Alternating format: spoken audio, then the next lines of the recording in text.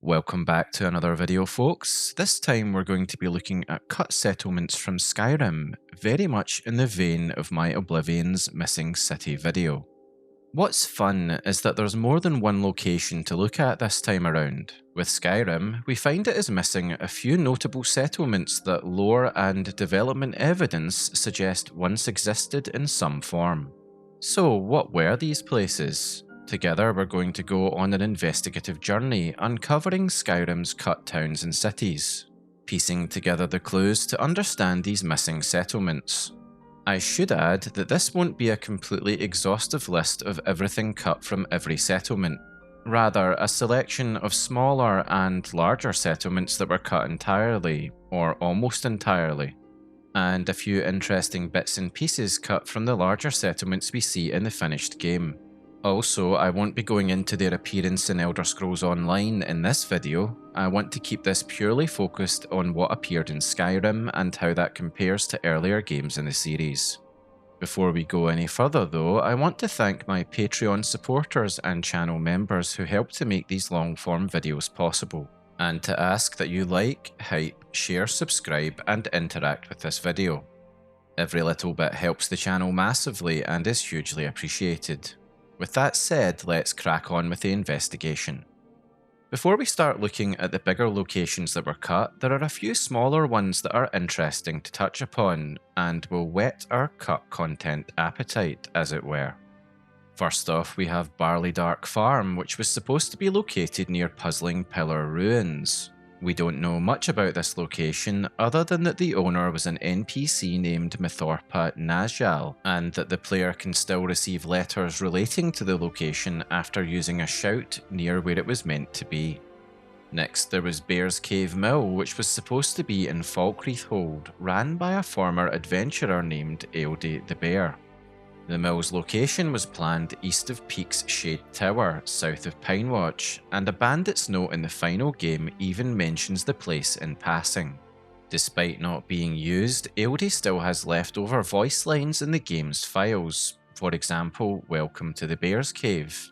And Jorn of the Bard's College mentions her as well as some unused Holdsguards lines, and that's about as much as we know about it. Then there was Farfolk Mansion, again supposedly meant to appear in Falkreath. All we really know about it is its name. Very mysterious. Frost River Farm is next, which was meant to be a meadery which would have appeared in Hjalmarch. It would seem that a pair of dead NPCs, Borvir and Rundy from the College of Winterhold, who appear in the final game as part of an unmarked quest named The Missing Apprentices, were meant to reside at Frost River Farm and offer radiant quests of some kind, which was internally named Supply Line. Another missing mill, namely Iron Tree Mill, was meant to be in Hafingar. Two brothers and guards, unused NPCs, were meant to be located here. And there was going to be a house there too, which was going to be named Trilf's House. And there were also manors cut from the final game relating to NPCs in Whiterun, namely Maidenloom Manor, which would have belonged to Lilith Maidenloom, and Wintersund Manor, which would have been home to Nazim and Alam. Ulfberth's house too was cut, and finally for Whiterun, there was the Whiterun Jail, which of course was folded into the Dragon's Reach dungeon.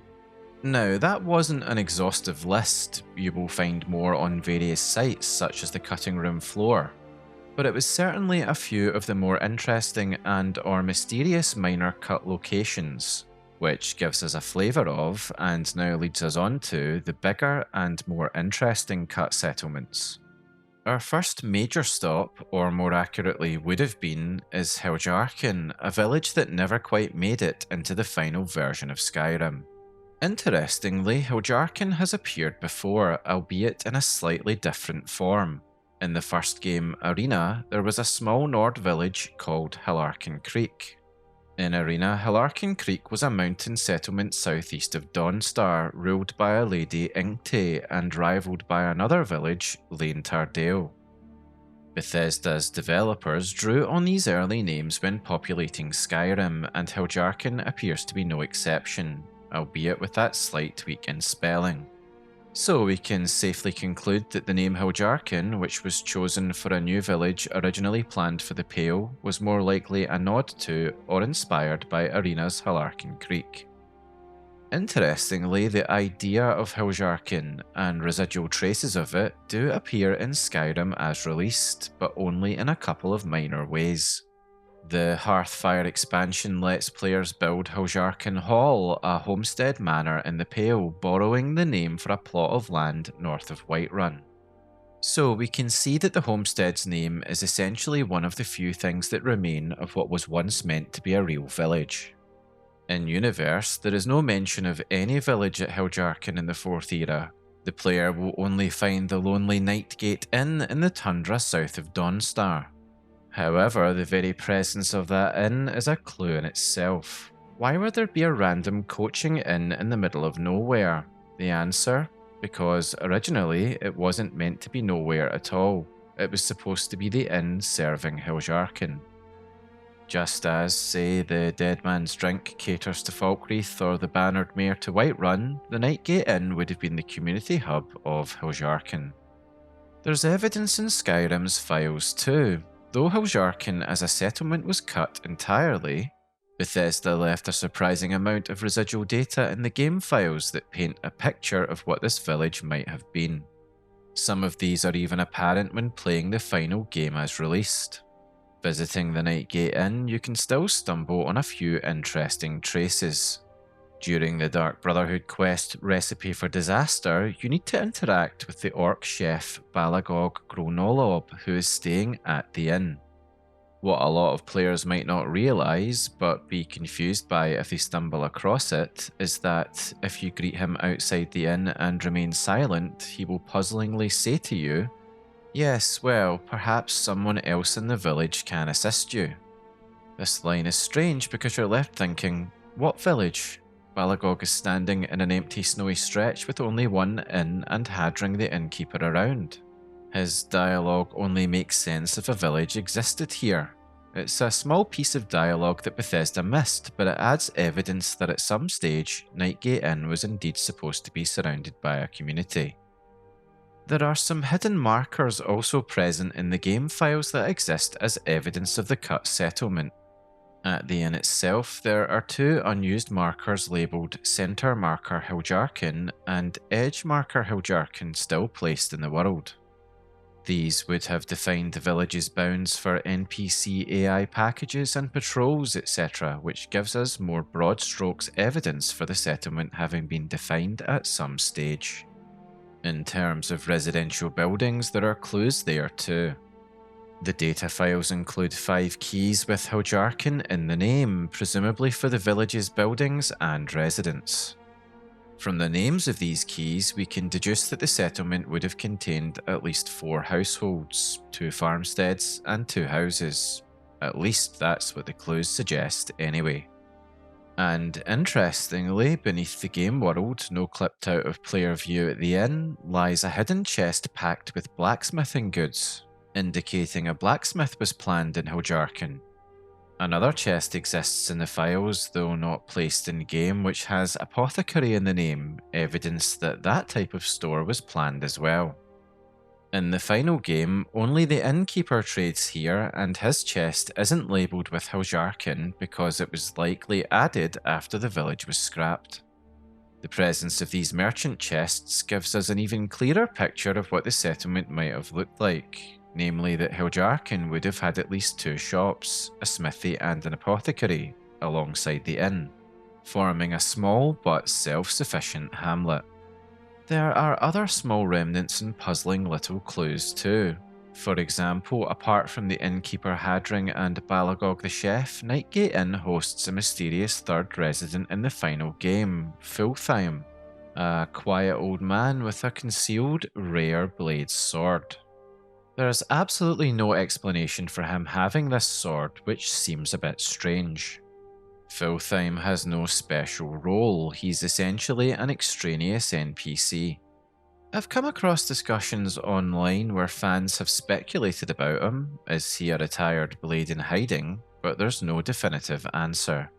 It's very plausible that Fultheim was meant to be part of Heljarchen's story originally, and whatever significance he had was lost when the village was scrapped.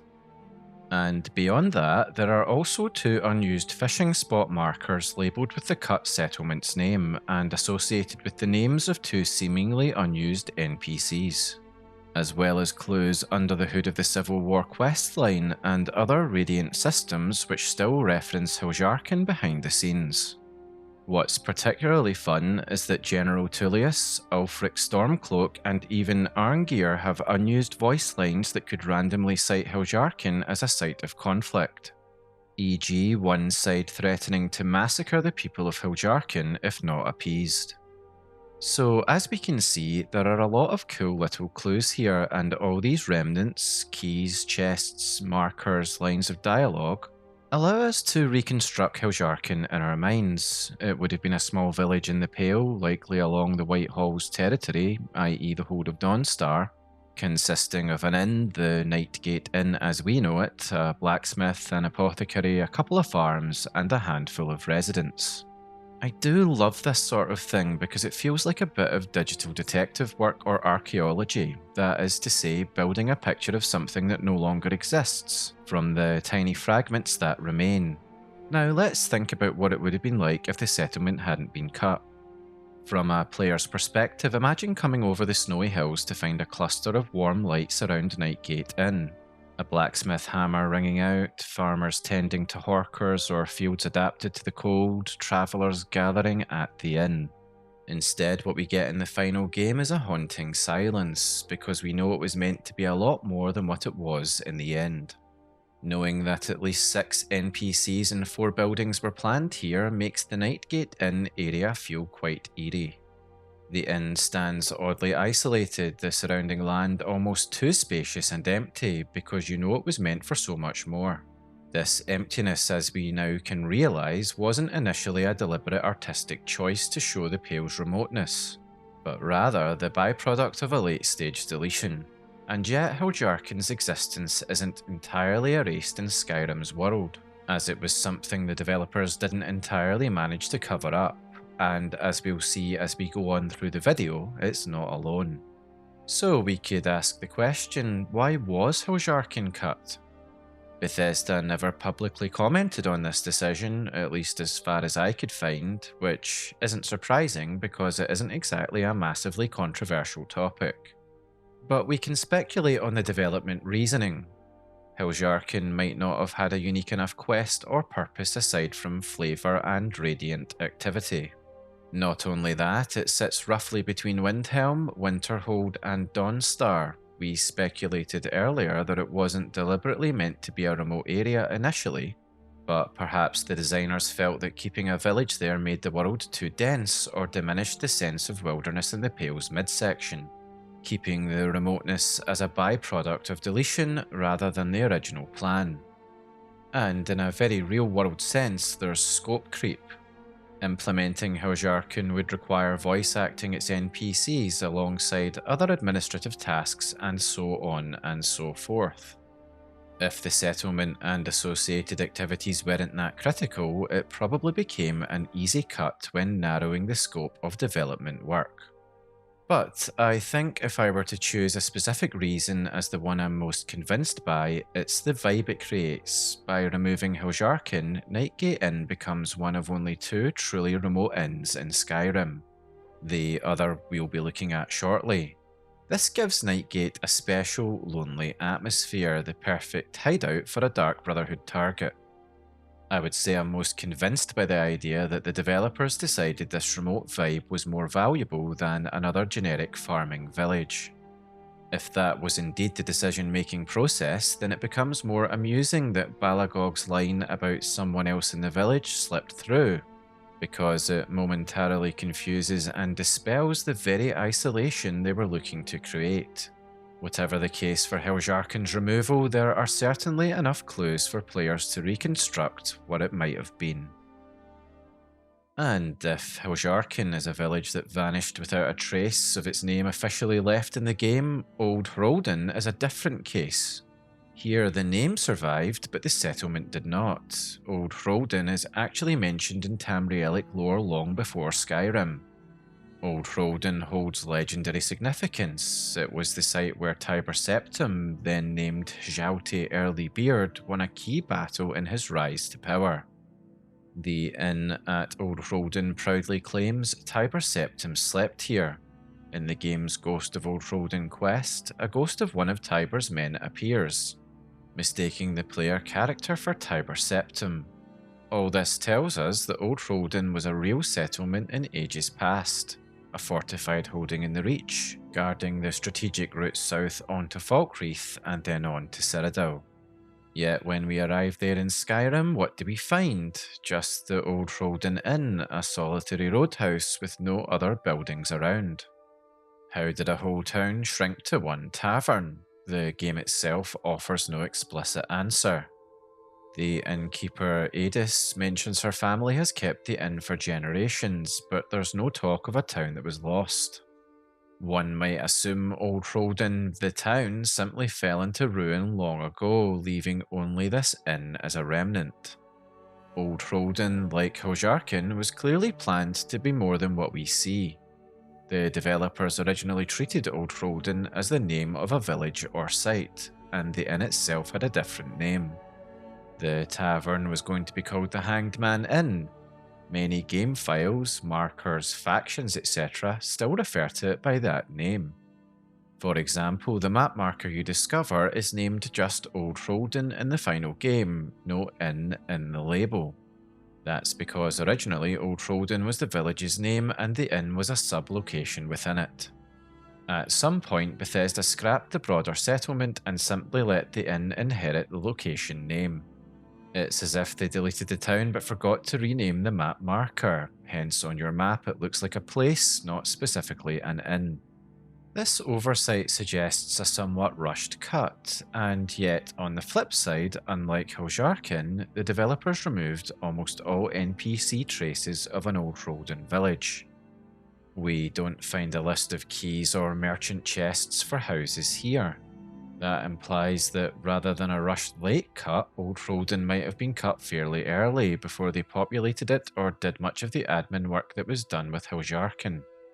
So it's a bit of a mixture of an oversight as regards the location name, but a more thorough deletion for the assets and background references, if they ever existed at some stage, that is. In terms of remnants, there's also a clue regarding a potential cut quest. The Ghost of Old Hroldan quest we can play is internally named Freeform Old Hroldan B, implying there was a Freeform Old Hroldan A that was removed. A freeform quest usually suggests a minor side quest. Digging into the game's files, it's possible to reconstruct what this quest would have been. In essence, she would have helped with resolving an argument between two Reachman miners named Leoch and Meduin. They had gone on strike against their boss, Hegeveld. Despite the fact no code remains, the dialogue still exists in the game's dialogue views files. Therefore, it's possible to know what it was about. There's also a clue that there might have actually been a third quest related to Old Hroldan that has been completely expunged from the game apart from one fragment. What's interesting is that in the final game there is an actual note on the corpse of Firrier who could be found in Chillwind Depths, and the note is addressed to someone named Adis. It's not entirely clear if this note is addressed to the Adis at the inn, but it does seem interesting and feels like evidence of what the cut quest could potentially have been. Adis does not react if you show her the note, of course, so it's inconclusive. In any case, the removal of Quest A and Adis's quest suggests that when the village was dropped, some of its quests went with it. In terms of other scraps of information, just like Heljarchen, Old Hroldan appears in the cut sections of the Civil War script and map markers. And unused voice lines include Old Hroldan as a location that could be demanded in negotiations. This pattern of evidence, consistent with Heljarchen, tells us that Old Hroldan was very much on the developer's map of Skyrim during production. A notable spot in the Reach hold. From a lore perspective, the absence of a town at Old Hroldan by the time of Skyrim is a bit inconsistent. How could a strategically located settlement with so much history dwindle to one inn? The game never addresses it, effectively leaving a lore gap as to what caused the place to effectively vanish. If I were to theorise, perhaps the town was destroyed in one of the wars of the Fourth Era, the Great War with the Thalmor or the Reachman Uprising, with only the inn rebuilt as a waypoint for travellers. So why was Old Hroldan cut? Similarly to Heljarchen, the case of Old Hroldan likely comes down to development priorities and the kind of vibe Bethesda wanted Skyrim to have. The Reach in Skyrim already has quite a lot going on. Markarth is a major city, there's Karthwasten as a small mining town, plus many other unique populated locations. From a story perspective, one could argue that having a once great town reduced to an inn adds a sense of realism and melancholy to the world. A tangible reminder that glory fades with time. The ghost of Old Hroldan quest itself is reminiscing over the past. When you return Hjalti's sword to the ghost, he vanishes, his ages-long wait for the sword to be delivered, allowing him to be sworn as blood brothers with Hjalti, finally over. It's a wistful moment. The empty surroundings of the inn amplify that feeling. Where the ghost might see a bustling encampment and battlefields of yore, we see the quiet reality of the present. Perhaps the developers found that poetic and left it that way intentionally. Personal theorising, but hey, I think it makes sense. In any case, Old Hroldan remains in Skyrim as a kind of half-formed remnant. Not entirely forgotten, the inn keeps the name alive, but far from what it once was. It's a good example of how Bethesda sometimes chooses to incorporate lore. They kept the famous inn and Tiber Septim connection, while also streamlining gameplay, removing a town that had no major role. The end result of that combination is an inn that feels steeped in history, yet oddly lonely. What I love about these places is that feeling. I described it as eerie earlier, but maybe that's not the right word. Mysterious? Tantalising? I'm not entirely sure what the word or combination of words would be, but I think you probably know what I'm getting at. Anyway, let's move on to the next of these mysterious locations. Heading to the southern hold of Falkreath, we encounter another ghost town, or rather, in this case, a ghost of the idea of a town, called Granite Hill. Unlike Heljarchen or Old Hroldan, the name Granite Hill doesn't really exist in any overt way in the final game, other than a blink and you'll miss it mention from Jarl Siggeir of Falkreath, who brings it up in background conversation, but it does have roots in the lore. In Arena, there was a settlement named Granite Hall in Skyrim.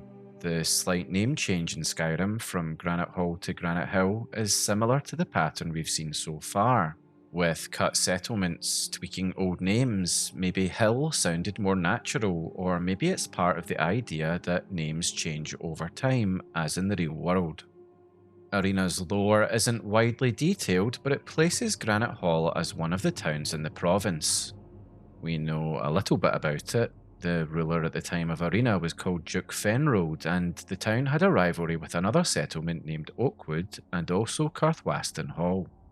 More concrete lore comes from the book Holdings of Jarl Galland. It describes Granite Hill as 3 farms and an inn just north of the Falkreath. This line is interesting. It positions Granite Hill as having once been a modest farming village in the Falkreath Hold, north of the city of Falkreath itself. The mention of exactly 3 farms and an inn gives us a clear mental image, a crossroads hamlet where local farmers bring produce to a small market by an inn perhaps. In any event, what's important is that Granite Hill was supposed to exist in Skyrim's world, likely as one of Falkreath Hold's villages. Yet wander north of Falkreath in the final game and you'll find no Granite Hill. Instead, that region is largely wilderness. One might wonder if Rorikstead took its place. But Rorikstead is further north in Whiterun Hold. Granite Hill, by all indications, would have been located roughly at the southern edge of Whiterun Hold, or over the border into Falkreath Hold. In fact, the local in-game map, the map you see when you're in a specific cell around Fort Sunguard near the Great Henge Resurrection Dragon Mound, still has the label Granite Hill visible when opened. This suggests Bethesda had a world space for Granite Hill and later deleted or terraformed it. The map still remembers the name, even though no village is present on the surface. So, Granite Hill is an example of content that was largely wiped, yet enough shreds remain to confirm its intended existence. In fact, the Prima game guide for Skyrim actually mentions the settlement. To elaborate, it lists Granite Hill alongside other holds settlements and even gives its dragon tongue name, Quethsigal Arol, meaning Bone of Earth Hill. It's proper interesting that it showed up there. The most glaring oversight Bethesda left is a spoken conversation about Granite Hill, which I alluded to earlier but will describe in more detail here. Jarl Siggeir of Falkreath can be observed having a brief exchange with his steward Nenya. "Why have taxes not come in from Granite Hill, Nenya? We should send some guards down there." To which Nenya replies, "They are only a little late, Jarl. The trade routes are affected by the war. We should give them another day." Siggeir relents. "Very well, but when their emissary arrives, I want words with him." This conversation is fully voiced and can trigger when the player is in Falkreath's longhouse at the right time. It is astonishing because it treats Granite Hill as an active settlement paying taxes. The player, of course, has nowhere to go to find this village or its tardy emissary. The place doesn't exist in-game. This slip-up confirms that by the Civil War's time frame, Granite Hill was still conceived as existing, suffering a bit from the wartime disruption but expected to send taxes to the Jarl. Bethesda likely recorded this early, and when Granite Hill was cut, they failed to cut the audio. So in the released game, Falkreath's Jarl unknowingly references a phantom village. It's a really cool example of how late in development Granite Hill might have been removed, perhaps after voice recording indicating a somewhat late cut. As with Heljarchen and Old Hroldan, the scripts for the Civil War list Granite Hill as a hold location too. The Dark Brotherhood Radiant quest, The Dark Brotherhood Forever, provides another little crumb of a clue. One possible assassination target is a character called Beautiful Barbarian, who in the final game shows up in Ivarstead. But internally she's named DB Recurring Target 10 Granite Hill, implying she originally would have been located in the aforementioned Granite Hill. All these little bits of information consistently show Granite Hill was on the developer's list of active settlements. And we already looked at how the in-game map has Granite Hill mentioned, but that also leads to other observations. For example, terrain in that area looks a bit artificially flattened into a broad plateau, atypical of the rugged Falkreath countryside, as if land was cleared for fields or buildings, then left empty. You'll know that I enjoy digging up fan discussions around these topics, and I did come across some theorising that Granite Hill might have been considered a region name, encompassing the area around the Dragon Mound, rather than strictly a settlement alone. Whatever the case, the region is devoid of what might have been originally planned. Physically, the village was scrubbed clean, no stray houses or foundations remain in the playable world. It's in definite contrast to, say, the Nightgate Inn or the Old Hroldan Inn. Granite Hill was erased more thoroughly, leaving only logical gaps rather than physical ones. Anyway, given the clues, we can visualise Granite Hill. It was likely located north or northwest of Falkreath itself, perhaps along the road that leads up towards Rorikstead. It probably consisted of a few farms, 3 as per the lore, likely plots growing crops in the relatively mild climate, and an inn which might have served as a stop on the road between Falkreath and Whiterun Holds. It might have been akin in scope to Rorikstead, which has 2 farms and an inn in the final game. The mention of a weekly market in holdings of Jarl Galland hints it was a minor trading hub for local farmers. We can imagine villagers of Granite Hill bringing produce and dairy to market day, perhaps visited by merchants travelling between Falkreath and the north. As we've asked with all of the settlements so far, why was it cut in the first place though? The reasoning as per our other examples so far isn't officially documented, but a few educated guesses can be made. There's the idea of balance and vibes we speculated on before for the other settlements.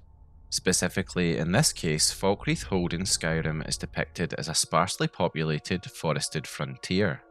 Adding Granite Hill would put a settled spot in the northern part of the hold bordering Whiterun. It might have made the world feel a bit smaller or more civilized in an area they wanted to keep wild. There's also an element of gameplay balance. Whiterun Hold already has Rorikstead in the west. Maybe they thought two villages so close would be redundant or cut into each other's purpose. In game design, you want each location to feel distinct. Perhaps Granite Hill didn't offer anything unique that Rorikstead or other locations didn't already provide. From a lore point of view, how do we justify Granite Hill's absence? The NPC dialogue suggests that if we don't take it as an oversight, as far as the game world is concerned, it's still there during Skyrim's events. So the absence is purely a meta one. The game doesn't show it, but characters act like it exists off-screen. If one insists on an in-universe explanation, perhaps the Dragonborn simply never visits Granite Hill because it's off the main roads, though Siggeir's dialogue indicates a road and emissary route exists.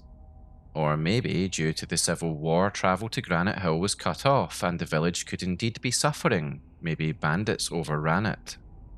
Nenya mentions trade routes unsafe due to war. One could imagine that later, if things worsened, Granite Hill might have been raided or evacuated. But this is fan conjecture to cover a game development decision. While it's fun to wonder, the simplest answer is probably the truth. Granite Hill fell victim to Bethesda's editing process. Now, we've covered a few smaller cut settlements so far. Now for a city that vanished. Snowhawk is perhaps Skyrim's most famous missing city because its fate is intertwined with broader Elder Scrolls history. Unlike Heljarchen or Granite Hill, Snowhawk was not a modified name inspired by one from Arena. It's a name that goes back in its exact form to earlier games and lore. In the Second Era and early Third Era, Snowhawk was a significant city in northwestern Skyrim. In fact, a document from the Imperial Library describes it as once one of the greatest cities of the West. In the time of Arena, Snowhawk appears as a city-state in western Skyrim, with its own ruler, King Torbins, and even boasting an arena team in the Imperial Arena League. The city's gladiators were known as the Snowhawk Frost Demons, according to some obscure lore. It was a rival of Solitude at that time. Snowhawk's prominence is also evident in Arena's layout. It was one of the 8 major cities of Skyrim, effectively the capital of what we now consider Heljarchen Hold. If you think of modern Skyrim's holds, Solitude, Hafingar, and Snowhawk, Heljarchen were neighbouring powers. Solitude led by King Mantiarco and later Potema, and Snowhawk by the previously mentioned King Torbins in the late Third Era. Snowhawk's lore takes a dark turn around that time. During the War of the Bender Mac, which was a conflict where Skyrim, High Rock, and Hammerfell skirmished over territory, Snowhawk found itself under siege.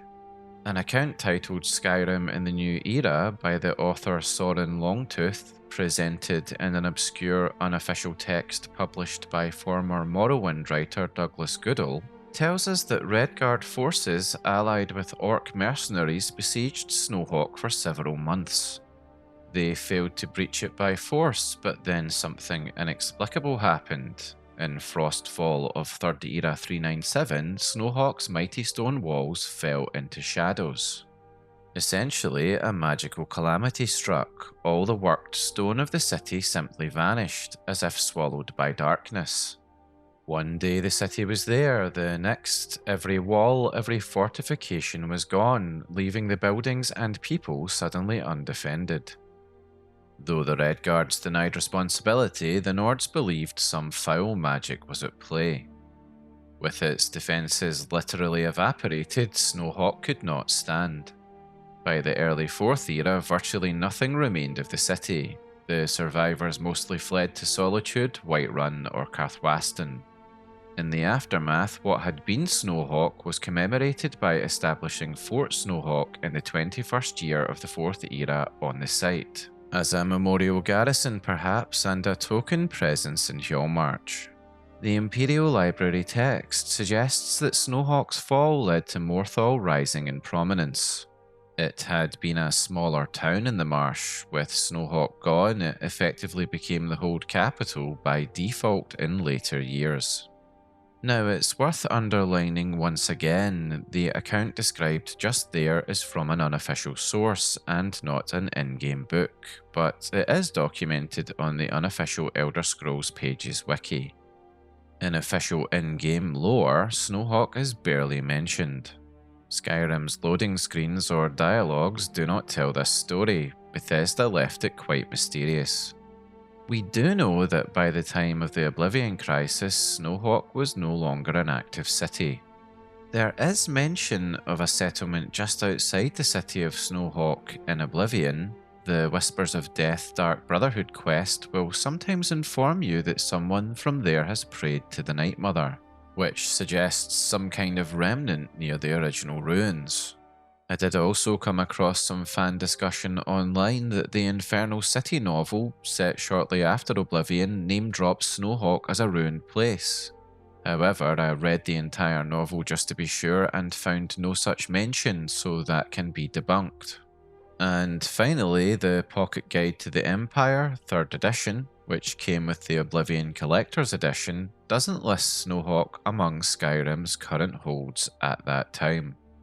So something definitely happened to Snowhawk between Arena's time and Oblivion. Fans long suspected, and later unofficial lore seems to suggest, that it was effectively destroyed around the Bender-Mac War. Looking to Skyrim's time, the game shows us only Fort Snowhawk, a crumbling fortress west of Morthal, occupied by necromancers and later contested in the Civil War. There is no trace of a city around it, just swamp and wilderness. Unlike the other cut settlements, Snowhawk doesn't even get NPC chatter in Skyrim. None of the characters talk about the old city of Snowhawk. The omission is conspicuous given Snowhawk's former stature. It's analogous to Oblivion's handling of such, where only a fort remained of the city. Now, because Snowhawk's removal isn't a simple design cut but a lore event, it's a bit different. Bethesda intended Snowhawk to be gone in the story, so we don't see things like commented out village plans for Snowhawk in scripts. The plan was always to represent it as just a fort ruin. However, there are some interesting little bits and pieces to consider. A minor but interesting detail is that Arena placed Snowhawk southwest of Solitude, as far west as Dragon Bridge but much further south. Skyrim's Fort Snowhawk is now almost directly south of Solitude, just west of Morthal. There's a bit of a geographical discrepancy. Some say Bethesda moved Snowhawk's remains, but in truth, Arena's map scale was very abstract and not one-to-one with Skyrim's. Whatever the case, whether Arena's map wasn't quite set yet, or whether they just decided to move it, this suggests the devs didn't worry about exact alignment. They placed Fort Snowhawk where it would fit their world design, lore be damned. However, this doesn't change the fact that Fort Snowhawk in Skyrim is still more than likely meant to be the successor to the city of Snowhawk, even if the position is fudged a bit. If we were to ignore the unofficial lore we looked at and just theorise as to the position change, it's as if the Empire or the Nords built a smaller stronghold in roughly the same region and used the same name as something familiar, but the building itself not necessarily being in the precise footprint of the old city. And if we look at Fort Snowhawk's role in the game, it's used only for a couple of things: a generic clear the necromancers and skeletons kind of deal, and as a battle site if the player does the Civil War, either the Imperials or Stormcloaks take it over. It's portrayed as a secondary fort, not nearly as important as, say, Solitude or even Dawnstar. This downplaying in gameplay aligns with the idea that Snowhawk is long past its prime. By the time of Skyrim, it's a backwater ruin with some military value but not much else. So why did Snowhawk disappear from a development perspective? Well, unlike the villages that were cut for design reasons, Snowhawk's cut was arguably a deliberate world-building choice. The province of Skyrim in the 4th era was meant to have a very clearly defined set of 9 holds and 9 capitals. Bethesda could have made Snowhawk the capital of Hjolmarch and included it as a city, but they chose instead to go with Morthal as the capital and depict Snowhawk as a ruin. This was more than likely done to give the province some historical depth and variety in city sizes. Not every hold capital in Skyrim is a grand city. In the game we have a range from huge Solitude to tiny Morthal. Possibly the designers wanted one hold to feel particularly backwater, in this case Hjolmarch, to contrast with the others. And using Snowhawk's ruined status as a backstory for those who wanted to look into it, well, that would add to the world building. The fact that so many fans have wondered about Snowhawk over the years means we can conclude that they arguably achieved that goal quite well. There is also the practical angle as we've looked at with the other cut content, implementing another full-fledged enormous city like Snowhawk. If we envision it on a scale similar to Solitude, would have been a big task. It'd need unique architecture, quests, dozens of NPCs. Instead, Morthal is comparatively minimalist, and what remains of Snowhawk is just a fort dungeon. This saved development time. Obviously, unofficial lore ties Snowhawk's absence explicitly to a past war, and this of course strengthens the sense that Skyrim has been through turbulent times. It makes the world feel like it has scars. That said, in terms of official lore, Bethesda left it very low-key in-game, probably so as not to confuse players with a lot of exposition about a city they can't visit. In the actual game, they rely on environmental storytelling. Fort Snowhawk's ruins and the relative emptiness of Hjolmarch tell the tale subtly. It creates curiosity in the player, inspired by a sense of mystery. For players who dig into lore, Snowhawk is a very clear case as to where lore and gameplay diverge. The older lore plus unofficial expanded lore says there was a city here, whereas gameplay in Skyrim itself says nothing more than, now it's a ruin. So this invited the curiosity that caused the fertile ground for speculative commentary we've explored around Snowhawk. So what was Snowhawk like at its height? If we were to imagine it being placed as it is in Skyrim, just to the west of Morthal, we could envision perhaps a bustling port trade city on the edge of the marsh, vying with Solitude for influence. One imagines canals or boats through the marsh, maybe an arena given the gladiatorial team, and a proud Nord keep. In any case, where Snowhawk stands out a bit is the way it seems to have sparked fans' imaginations. They have long compared Snowhawk's omission in Skyrim to the way Morrowind depicted Blacklight, another city we never see in-game, or Oblivion's Such. In each case, a major political centre from lore is missing due to dev scope, and either an excuse is given, Such was ruined off-screen, Snowhawk likewise, or it's simply not mentioned. Obviously though, something about Snowhawk has captured fans' imaginations more than, say, Granite Hill. Why is that? I suppose it's the prominence of Snowhawk on Arena's map as one of the major cities, and the name itself is just really cool, so maybe that captured people's imaginations a bit. Finally, for the major locations, we turn our attention to Sungard, not to be confused with Fort Sungard. If Snowhawk was a lost city of the west, Sungard is a lost town of the southeast. Though its story is more obscure, it's less talked about in the fan community than Snowhawk, and less developed. In terms of in-universe lore, Sungard appears in Arena as one of the settlements of Skyrim. According to Arena's map, Sungard was a town in southeastern Skyrim, situated southeast of Whiterun and west of Riften. So, as per Skyrim's map, somewhere near the southern Jerrow Mountains along the Treva River. It was ruled by a certain Prince Mojerick and had a rivalry with another town called Vernham Wood. Interestingly, there is no town there either by the time of Skyrim, it's just the name of a forested region. Outside of Arena, Sunuard doesn't get much mention. It's not a famous city in lore books and isn't really mentioned in lore texts as far as I could find. With the exception of the Third Era work The Real Baron's Aya, where it is mentioned that a caravan travelled as far east as Sunuard. It might have been a smaller hold capital or simply a notable town that eventually fell by the wayside as Skyrim's holds were consolidated. The Pocket Guide 3rd edition doesn't list Sunuard as of the late 3rd Era, and by the 4th Era Bethesda reused the name in a different context with a slightly different spelling. Fort Sunuard. It's a large fort in the Reach, roughly southwest of Rorikstead and west of Whiterun.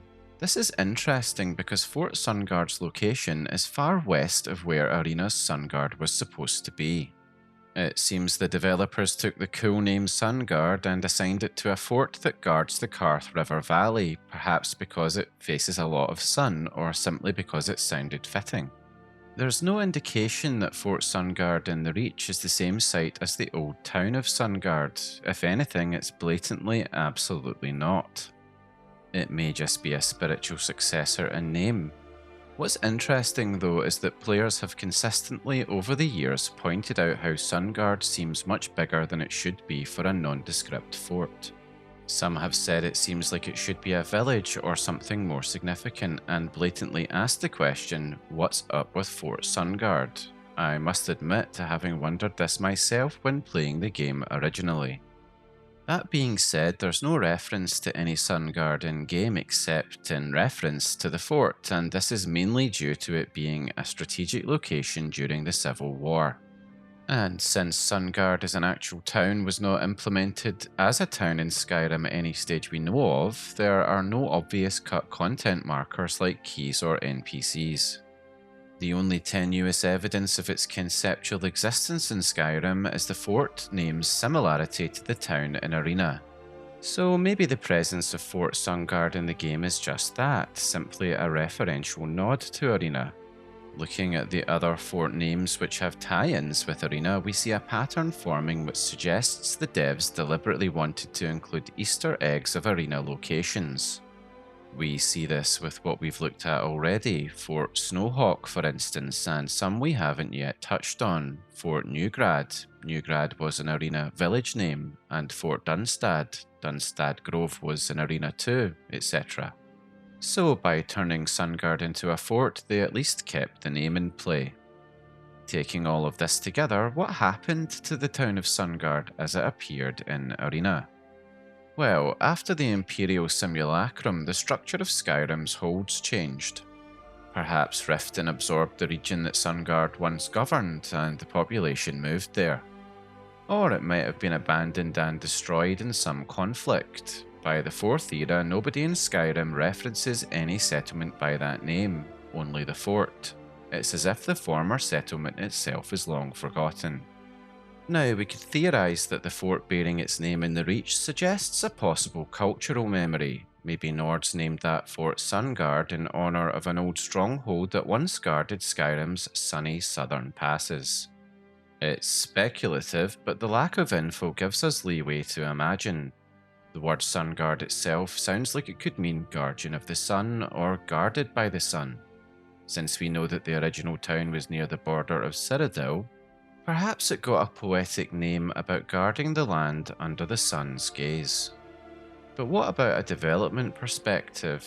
Well, we've already kind of answered this question, I think, and really it's probably not there for the same reasons as all the other cut settlements we've talked about: scope, world design, etc, etc. That being said, it's important to note that, unlike some we've mentioned, Sunuard as a settlement wasn't cut in mid-development of Skyrim. Rather, it was never truly planned to be in Skyrim as a town at all. Sunuard's fate was decided perhaps even before Skyrim's pre-production. The team might have listed out which old locations to incorporate and decided a fort would suffice for Sunuard. Nevertheless, from a lore-aware perspective, the absence of any town in southeastern Skyrim where one used to be is a point of interest.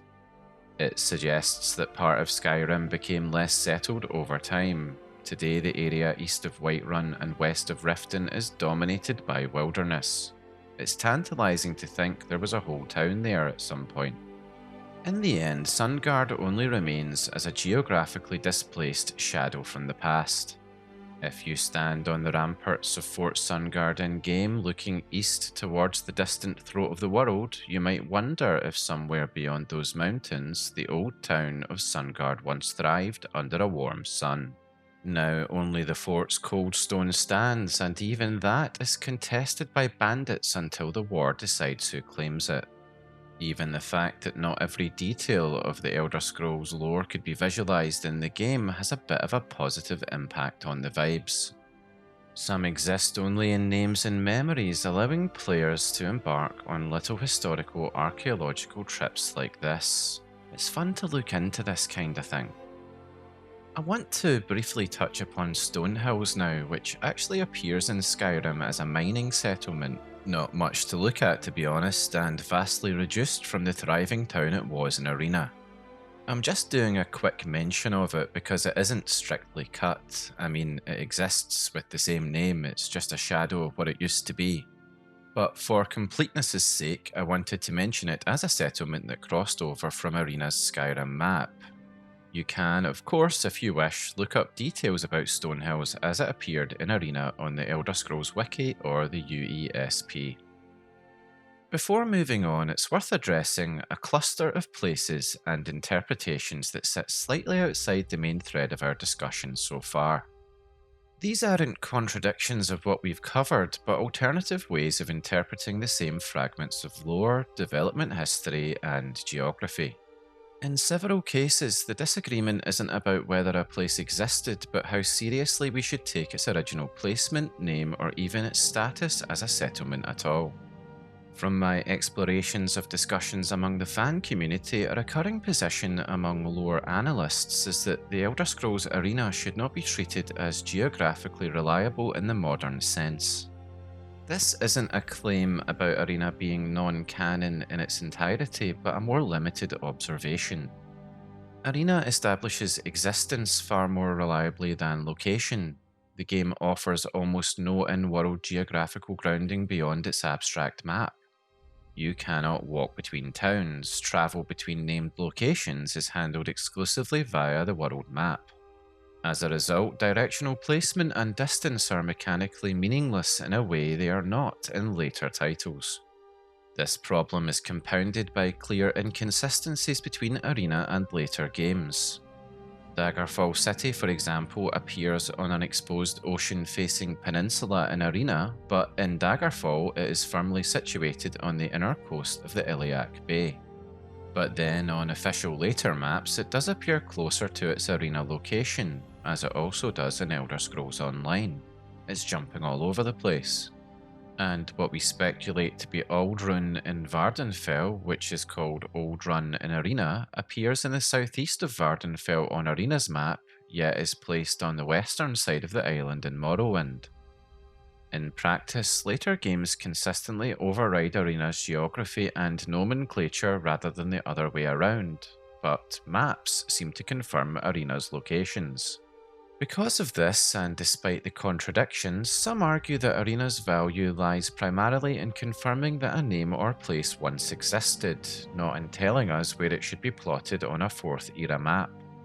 Now, conflicting placements aside, this distinction matters when dealing with settlements that appear in both Arena and Skyrim specifically. Locations such as Amol, Greenwall, Karthwasten, Markarth, Snowhawk, Sunuard and Newgrad all exist in some form in Skyrim, as we've seen, sometimes as major cities, small towns, but often as forts, or even just as geographical areas with no settlement at all. Under this interpretation, Skyrim's placements should be treated as authoritative, with Arena's versions understood as early abstractions rather than precise historical records. Blackmoor is often included into this logical train of thought as well, since, for example, in internal names and an unused key, Fort Greymoor is explicitly stated to have previously been known as Blackmoor, which would correlate to the village of Blackmoor in Arena. Another line of interpretation focuses less on placement and more on name translation and linguistic drift. A good example is Dragonwood. Rather than being a missing settlement, Dragonwood may simply be an older Cyrodiilic name for a location later rendered in Nordic terms. Kine, whose totemic symbol is the hawk, is closely associated with storms, skies, and dragons in Nordic belief. Wood and grove are often treated interchangeably across languages in Tamrielic naming. Under this view, Dragonwood and Kine Grove are the same place, renamed as language and cultural dominance shifted. This kind of translation is not unprecedented. Arena's Stone Forest appears to correspond directly to Balmora in Morrowind, with the Dunmerry components, Bal, stone, and Mora, wood or grove, rendering the same meaning through a different linguistic lens. A similar logic is sometimes applied to North Keep. In Arena, North Keep is a named location with little descriptive detail. In later lore, Helgen is repeatedly described as the Gateway of the North, a fortified choke point controlling passage into Skyrim. Now, North Keep is a ways away from where Helgen is located in Skyrim, but if we take the idea of Arena's placement data as being unreliable, some have suggested that North Keep and Helgen may represent the same site under different names, which would neatly explain the absence of a North Keep in Skyrim without requiring a vanished settlement. Other locations fall into a grey area between town, region, and landmark. We've already mentioned that Vernum Wood is often treated as a forest region rather than a settlement, with the town of the same name presumed to have existed somewhere within or along its edge. Lore sources indicate that the area was named after a Nordic tomb, the Vault of Vernum, which no longer appears in Skyrim. According to fan discussions I came across, the surrounding landscape offers several plausible candidates for absorption or replacement: farms, watchtowers, forts, or even Redwater Den, which could represent a surviving structure from a destroyed settlement. None of these identifications are provable, but they illustrate how towns can disappear while names persist in altered forms. This may be a bit of a reach, but Vermilion is reddy orange, and the name Redwater is, yeah, you can see the connection. It makes you wonder. Nemalton presents a similar issue. Lore places it somewhere along the Treva River. Again, Arena had a town called Nemalton. ESO actually has a town called Nemalton. I'm not even entirely sure how it's pronounced, to be honest. But anyway, in Skyrim, there is no Nemalton, but the river itself is now dotted with isolated structures rather than a coherent settlement. Treva's Watch, Faldar's Tooth, and Heartwood Mill have all been proposed as remnants or successors, though again this remains conjectural. Some Arena names appear to refer not to towns at all but to broader regions. Alto, for instance, aligns closely with the volcanic geothermal zone of Eastmarch and is better understood as a regional designation, associated with winemaking rather than a discrete settlement. Several Arena settlements lack sufficient lore to fix their positions with confidence and therefore invite broader speculation. Amber Guard is often placed in the Reach near major trade routes and river crossings. Lunalton has been suggested as a border settlement between Whiterun, Hjalmarch, and the Reach, where controlling traffic would have been strategically valuable. Reich Corrugate is sometimes placed in Eastmarch near the Rift border, reflecting Windhelm's relative lack of minor settlements. Pargrin Village has been proposed as a Winterhold-aligned site whose position may have been effectively swapped with Amol during later reinterpretations of the map. Dunpar Wall is an interesting edge case. Its name suggests a defensive structure rather than a conventional town, possibly associated with an ancient wall or landmark. Because Arena shows it connected only to Heljarchen Creek, some reconstructions keep it in the Pale near major roads and word wall sites rather than relocating it wholesale. Finally, there are places that may never have been major settlements at all, but rather minor towns or guard points erased by time. Bardmond is consistently described as south of Dawnstar, but little else is known. Oakwood is confirmed to have been in Falkreath Hold, and its absence has prompted suggestions that Lakeview Manor, Pine Watch, and nearby ruins collectively occupy the footprint of a lost woodland town. Taken together, these alternative theories point to a broader pattern. Skyrim's apparent emptiness in certain regions may not represent deliberate world building so much as the residue of layered reinterpretation. Names translated, settlements reduced to forts, towns absorbed into farms or erased entirely by war, disaster, or development triage. The evidence rarely allows certainty, but it does allow for plausible reconstructions that treat their absence not as a mistake, but as a result of dealing with such extensive lore. As I said earlier, akin to the real world, places and names change with time, some vanishing beyond memory, some becoming something different, some surviving their original meaning forgotten, and some so famous they live in that infamy forever.